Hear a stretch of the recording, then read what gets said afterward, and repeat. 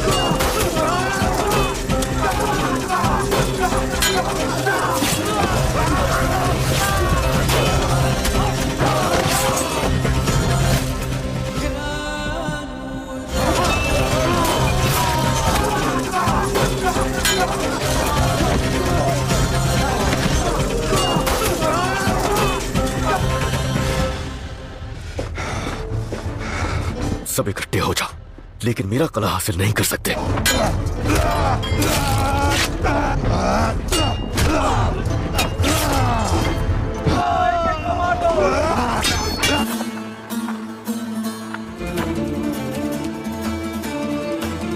अयूबी सल्तनत का परचम लहराने वाली पहली जमीन इबेलियन होगी मेरे सुल्तान। आपकी सल्तनत सलामत और आपके परचम का साया तवील तर हो। आमीन। आमीन। मेरे सुल्तान, बेलियन कहाँ है? नहीं मालूम कहाँ है, जंग जारी है, तलाश कर रहे हैं, मिल जाएगा। और अब इबेलियन पर अपना परचम लहराने का वक्त आ गया है।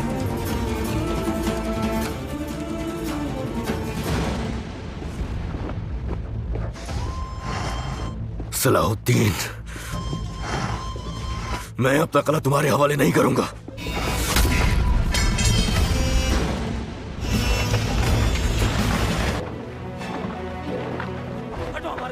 क्या हो रहा है वहां? यरूशलेम से फौजी आए हैं। क्या हुआ है इन्हें? होना क्या है लॉर्ड गाई, हम मुकद्दस यरूशलेम के वफादार फौजियों की हैसियत से जंगजुओं की पैरवी करते हुए इबेलियन में अपने ही भाइयों का खून बहाना नहीं चाहते। ये तुम क्या कह रहे हो? आखिर तुम्हारा मतलब क्या है?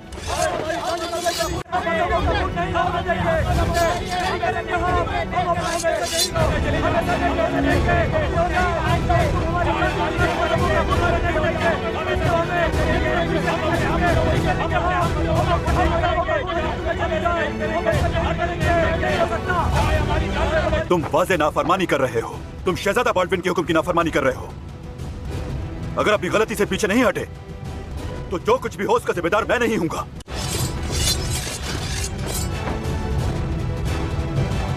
ऐ खुदावंद, अपने बच्चों को एक दूसरे के सामने खड़ा करने पर मुझे माफ कर दे।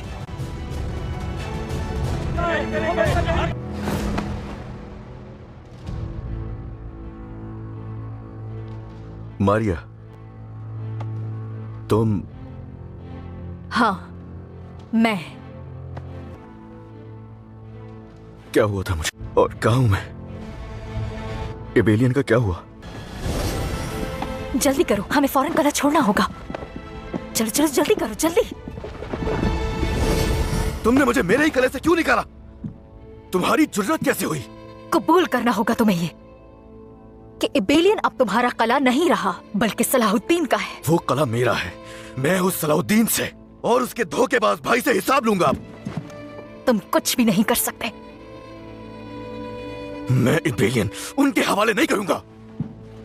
हकीकत का सामना करो बेलियन। तुम हार चुके हो।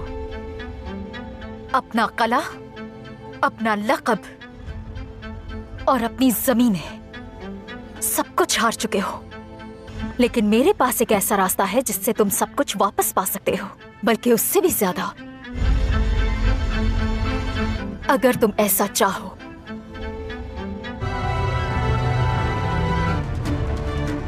मुंह बंद ना रखने की कीमत चुकाई है तुमने। वो मलून बच्चा इसकी कीमत जरूर चुकाएगा।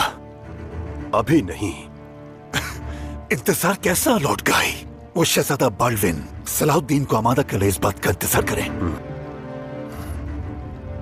बाल्विन मौत के दहाने पर है। हवा का झोंका उसे गिराने के लिए काफी है। जरूरत पड़ी तो हम वो हवा बन जाएंगे। हवा या कोई तूफान हो, मैं ये सब बर्दाश्त नहीं कर सकता लॉर्ड गाई। मेरी बीवी ने मेरी आंखों के सामने सलाहुद्दीन पर जान कुर्बान कर दी, और जब मैं वापस लौटा तो देखा कि मेरा गला भी मुझसे छीन चुका था। मैं बर्दाश्त नहीं कर सकता कि सलाहुद्दीन या वो नन्ना मलून बादशाह बाल्विन एक और दिन भी जिंदा रहे।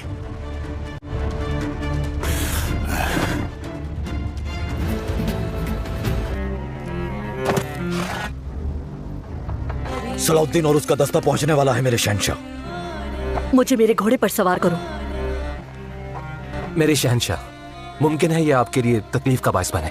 मैं मुमलिकत यरूशलेम की नुमाइंदगी के लिए आया हूँ। खुदावन मेरे लिए आसानी पैदा करेगा। शहंशाह अली का घोड़ा लाया जाए।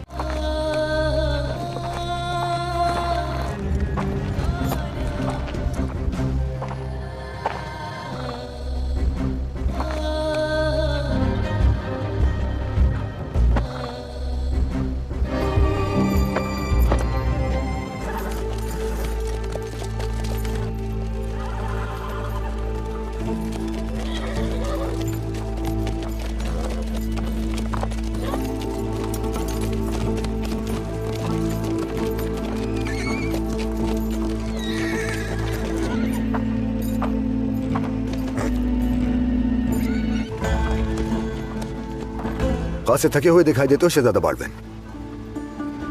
काश कि हमारी मुलाकात कुद्स के और करीब होती। अगरचे मुझे बीमारी लाहक है, लेकिन अब मैं खासा बेहतर हूँ। थका देने वाली चीज बीमारी नहीं सुल्तान सलाहुद्दीन। असल थका देने वाली चीज ये ना खत्म होने वाली जंग है। तो फिर वाकई मुझे अफसोस है, क्योंकि जब तक सलीबी हमारी सरजमीन नहीं छोड़ देते ये जंग खत्म नहीं होगी। मैं यरूशलेम में पैदा हुआ था और खुशकिस्मती से वही जीऊंगा और वही मरूंगा। ये हक हमसे कोई नहीं छीन सकता। मेरा ऐसा इरादा भी नहीं कोई। तुम मेरी हुक्मरानी में भी कुद्स में आजादी से रह सकते हो। सुल्तान नूरुद्दीन ने भी यही कहा था, लेकिन इस ख्वाहिश को पूरा करने के लिए उनकी जिंदगी बहुत कम थी। शायद तुम्हें इससे सबक लेना चाहिए। मुतालबा बताओ शहजादा बाल्विन, क्यों बुलाया है मुझे यहाँ? मैं अपने बाबा शहंशाह अमालिक का अमन का अधूरा ख्वाब पूरा करना चाहता हूँ।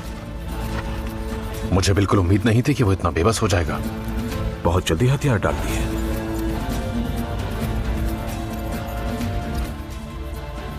अमन सिर्फ दो ऐसी ताकतों के दरमियान होता है जो अपनी कुव्वत खो चुकी हो।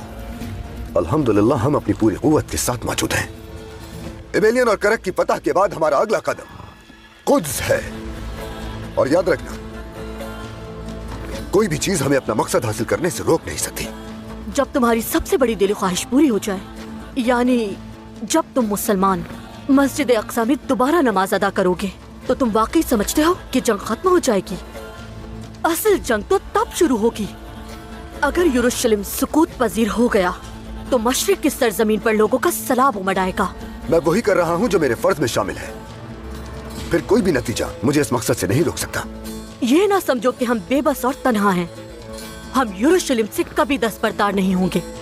इस वक्त तुम्हें लगता है कि तुम बरतर मुकाम पर हो, लेकिन जंग के बाद मुमकिन है कि तुम सब कुछ खो बैठो। अल्लाह ही है जो हर चीज अता करता है। अमन का दौर अब खत्म हो चुका शहजादा बाल्विन। अब अपनी सांसें जाया करने की जरूरत नहीं कोई। तुम बादशाह की तरफ पुश्त नहीं कर सकते सुल्तान सलाहुद्दीन।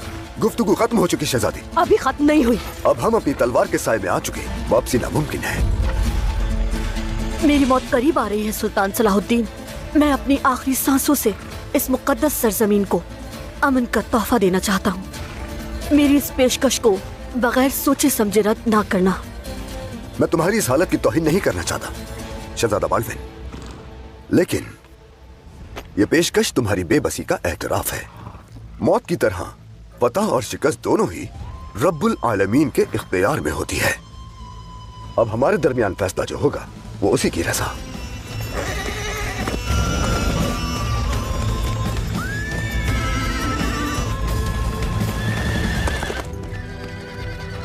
अब हम क्या करेंगे मेरे शहंशाह?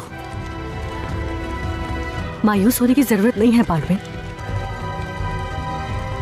हम जल्द कोई रास्ता ढूंढ लेंगे। ऐ खुदावंद, तूने मुझे क्यों तन्हा छोड़ दिया? सलाहुद्दीन हमारी कमजोरी से बाखबर हो चुका है, अब वो रुकेगा नहीं। बदकिस्मती से ये तो होना ही था मेरे शहंशाह। और साथ ही ये इबेलियन और करक में तुम्हारी शिकस्तों का नतीजा भी है। मेरे शहंशाह, मैं कुछ कहना चाहूंगा। हम जिन हालात से गुजर रहे हैं उनकी संगीनी वाज़ेह है। इबेलियन और करक में हम अपनी फौज का एक बड़ा हिस्सा खो चुके हैं। इसके अलावा इन शिकस्तों से अवाम का हम पर एतमाद डगमगा चुका है। शहर खौफ में मुब्तला है। हमें बुज़दिलों को सलाहुद्दीन से पहले खत्म कर देना चाहिए, वो इसी लायक हैं।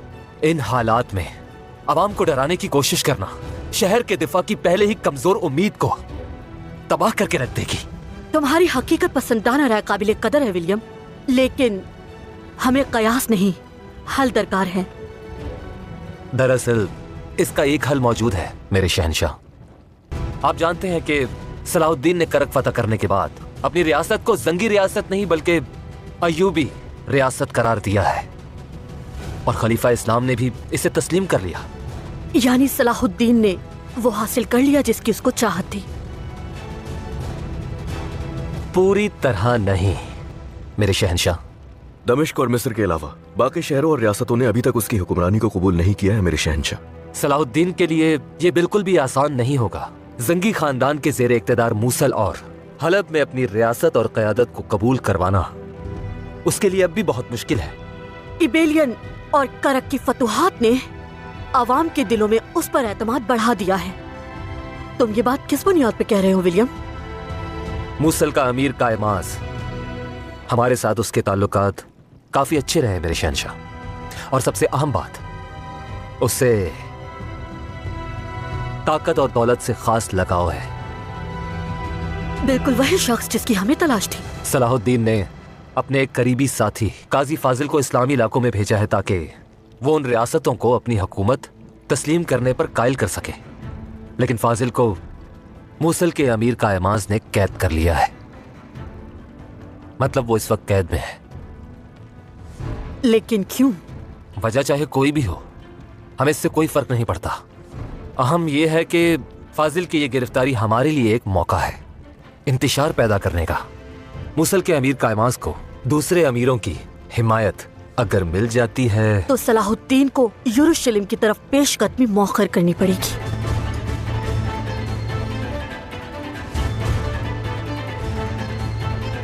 विलियम, तुम फौरन मूसल जाओ और कायमाज से इत्तेहाद कायम करो।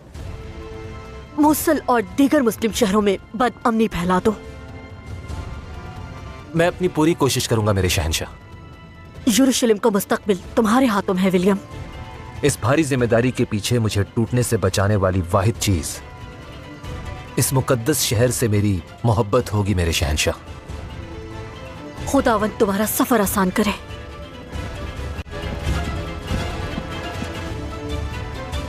अगर इजाजत हो तो एक मामले पर आपसे तन्हाई में बात करना चाहता हूं मैं।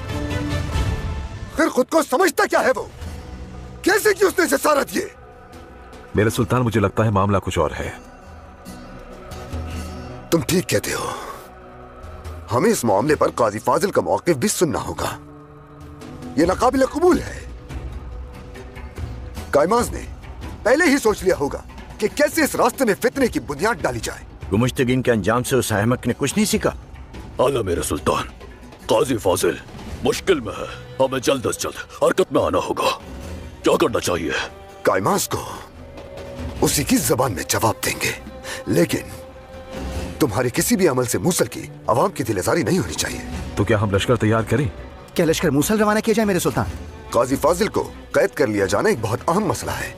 वो जरूर इसके जरिए हमें कोई पैगाम देना चाहते हैं, तो इसलिए मूसल में हम अपना फौजी पड़ाव डालेंगे।